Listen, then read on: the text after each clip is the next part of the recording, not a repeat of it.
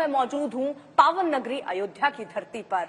ये धरती इसलिए और पावन हो जाती है क्योंकि यहाँ पर न सिर्फ राम का जन्म हुआ बल्कि उनका पूरा व्यक्तित्व भगवान राम का कैसा था वो भी लिखा गया। रामचरितमानस, जिसको लेकर देश भर में विवाद है, देश भर में चर्चा है रामचरितमानस को लेकर। रामचरितमानस यहीं इसी जगह पर ये बताया जाता है कि तुलसीदास जी ने इसी जगह पर इसका शुभारंभ किया, यानी लिखना शुरू किया है। जी, ये जिस पावन धरती पर आप बैठे हैं, मानवीय सृष्टि के प्रणेता महाराजा मनु, जिनसे हम मानव जातियों का निर्माण हुआ है, उनके द्वारा इस नगरी का निर्माण हुआ। रामचरितमानस के पहले भगवान राम का जो चरित्र लिपिबद्ध इस धरती पर हुआ, उसको श्रीमद् वाल्मीकि रामायण कहते हैं। उसमें लिखा गया कि अयोध्या नाम नगरी तत्रासीन लोक विस्तृता मनुना मानवेंद्र या पुरी निर्मिता स्वयं। महाराजा मनु ने इस पूरी अयोध्या नगरी का निर्माण किया, जिसमें कालांतर में आगे चल करके त्रेता युग में भगवान राम का जन्म हुआ, भगवान राम का प्राकट्य हुआ। और भगवान राम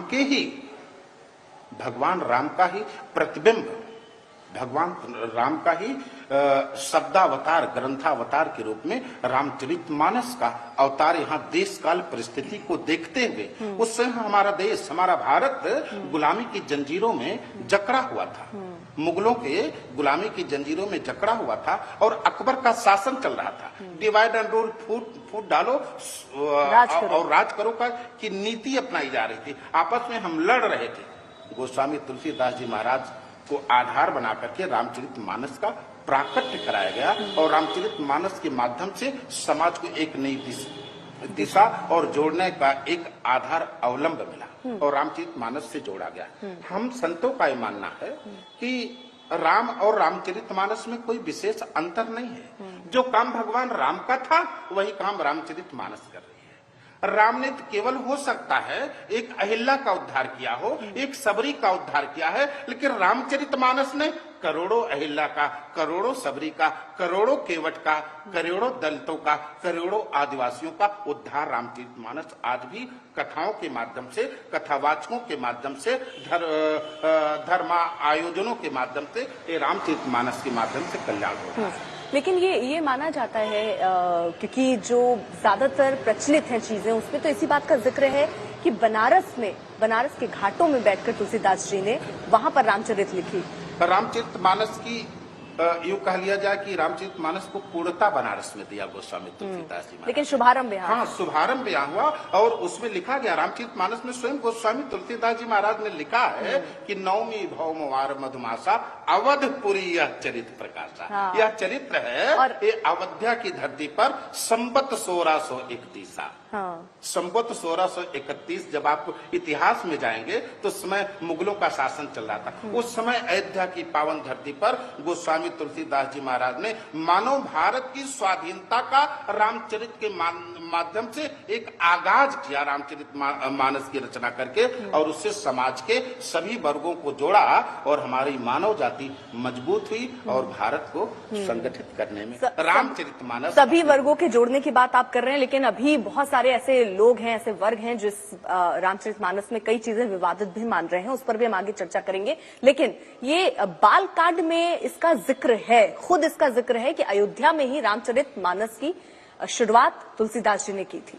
यहाँ बालकांड में लिखा हुआ है 33वें दोहे के बाद, संबत 1631 करहूं कथा हरि पद धरि सीसा, नौमी भौम बार मधुमासा अवधपुरी चरित प्रकाशा, जहि दिन राम जन्म श्रुति गावहीं, तीरथ सकल तहाँ चलिया।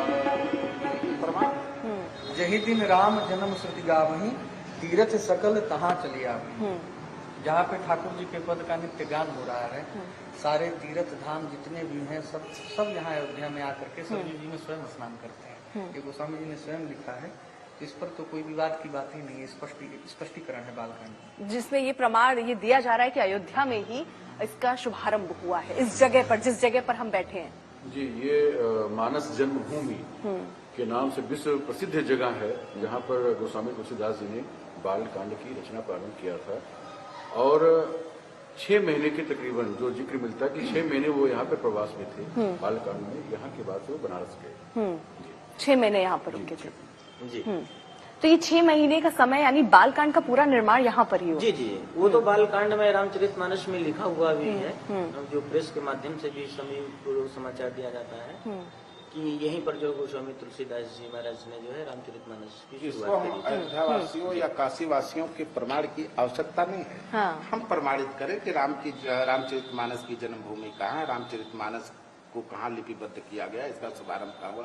ये हम अयोध्यावासी बोले या काशीवासी बोले या देशवासी बोले, इनके बोलने का विषय नहीं। गोस्वामी तुलसीदास जी महाराज ने इसको स्वयं निर्विवाद कर दिया है। स्पष्ट इसमें रामचरितमानस में उन्होंने स्वयं इसमें लिख दिया है कि नवमी भौम वार मधुमासा अवधपुरी। अवधपुरी का मतलब अयोध्या, अवधपुरी का मतलब अयोध्यापुरी, अयोध्या नगरी, अवधपुरी यह चरित प्रकाशा। और उन्होंने स्वयं लिखा सादर सिवह नाई पर अब माथा वर्णो विशद राम गुण गाथा। वो वर्णन करने जा रहे हैं कैसे कब का संबत 1631 और करो कथा हरिपद धर सीसा। उन्होंने भगवान के चरण को अपने मस्तक पर धारण किया और 9वीं तिथि जब भगवान राम का जन्म जिस दिन होता है, क्यों कि जिस दिन राम जन्म श्रुति गावै, श्रुतियां स्मृतियां वेद पुराण जिस दिन राम जन्म की व्याख्या करते हैं कि इसी दिन राम का जन्म हुआ है, उसी दिन मानो सारे तीर्थ अयोध्या की धरती पर तीर्थ सकल तहाँ चल आवे। सारे तीर्थ अयोध्या आते हैं। उन तीर्थों के सन्निधि में गोस्वामी तुलसीदास जी महाराज ने संवत 1631 में जिस पावन धरती पर आप बैठे हैं, ये रामचरितमानस जन्मभूमि है। हम अयोध्यावासी इसको लोक भाषा में तुलसी चौरा बोलते हैं। तुलसी चौरा, तुलसी चौरा मतलब एक चौरा का मतलब चबूतरा, एक खटकोड़। खटकोड़ वैसे चबूतरा चौकोर होता है, लेकिन जिस रामचरितमानस जिस चबूतरे पर बैठकर गोस्वामी तुलसीदास जी महाराज ने रचना की है, षटकोण षटकोड़ ना, षटकोड़ था।